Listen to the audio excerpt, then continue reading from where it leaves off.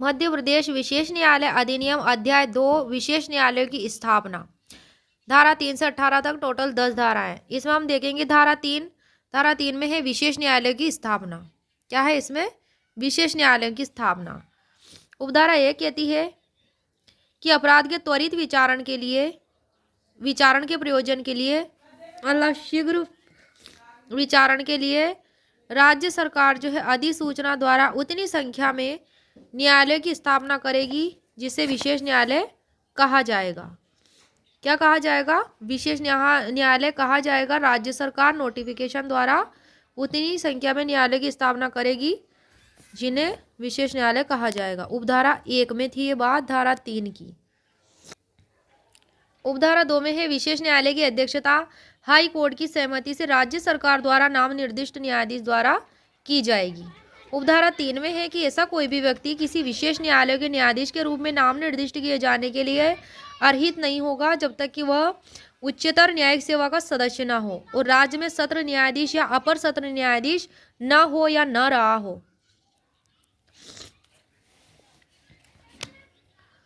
अब आ जाते हैं धारा 4 पर। धारा 4 में क्या है?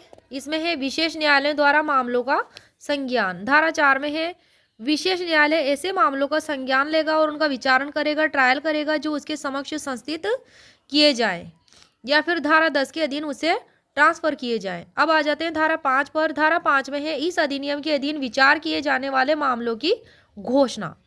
तो इसमें है धारा 5 की उपधारा 1 में कि जहां राज्य सरकार को प्रथम दृष्टया साक्ष्य के आधार पर यह बिलीव करने का कारण हो कि किसी ऐसे व्यक्ति द्वारा कथित रूप से किए गए किसी अपराध के किए जाने का समुचित आधार है तो लोकपद जो धारण कर चुका हो या धारण कर रहा हो, जो एक्ट की धारा 2 के अर्थ के अंतर्गत मध्य प्रदेश राज्य में लोक सेवक हो या फिर रह चुका हो, तो राज्य सरकार ऐसे प्रत्येक मामले में जिसमें कि उसका उपरोक्त विश्वास हो उस आशय की घोषणा करेगी। कौन करेगी? राज्य सरकार। उपधारा 2 में है कि ऐसी घोषणा को किसी भी न्यायालय में प्रश्नगत नहीं किया जाएगा, इस पर कोई प्रश्न नहीं किया जाएगा। घोषणा का प्रभाव है धारा 6 में। धारा 6 में घोषणा का प्रभाव है।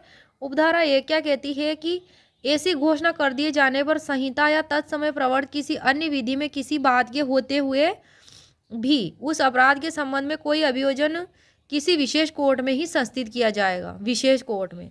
उपधारा 2 कहती है कि जहां धारा 5 के अधीन कोई घोषणा किसी ऐसे अपराध से संबंधित है जिसके संबंध में पहले ही अभियोजन संस्थित किया जा चुका है तथा इससे संबंधित कार्रवाइयां इस एक्ट है इसके अधीन विशेष न्यायालय से भिन्न किसी न्यायालय में पेंडिंग है, वहां तत्समय प्रवर्तित किसी अन्य विधि में अंतर्विष्ट किसी बात के होते हुए भी ऐसी कार्रवाइयां इस अधिनियम के अनुसार अपराध के ट्रायल के लिए विशेष कोर्ट को ट्रांसफर हो जाएंगी। अब आ जाते हैं धारा 7 पर। धारा 7 है अपराधों के विचारण के बारे में विशेष न्यायालयों की अधिकारिता। धारा 7 में है स्पेशल कोर्ट को किसी ऐसे व्यक्ति का मुख्य आरोपी षड्यंत्रकर्ता, तो इसमें है मुख्य आरोपी षड्यंत्रकर्ता या दुष्प्रेरक के रूप में विचारण करने की अधिकारिता होगी। किसको होगी? विशेष न्यायालय को। जो कि इसमें है धारा 7 में अपराधों के विचारण के बारे में विशेष न्यायालय की अधिकारिता, तो यह अधिकारिता धारा 7 के तहत होगी जिसने कथित रूप से अपराध किया है, जिसके संबंध में धारा 5 के अधीन घोषणा की गई है और उन समस्त व्यक्तियों का संहिता के अनुसार एक ही विचारण में क्या होगा? उनके साथ संयुक्त रूप से विचारण किया जाएगा। क्या होगा? संहिता के अनुसार एक ही विचारण में उनके साथ संयुक्त रूप से विचारण किया जा सकता है।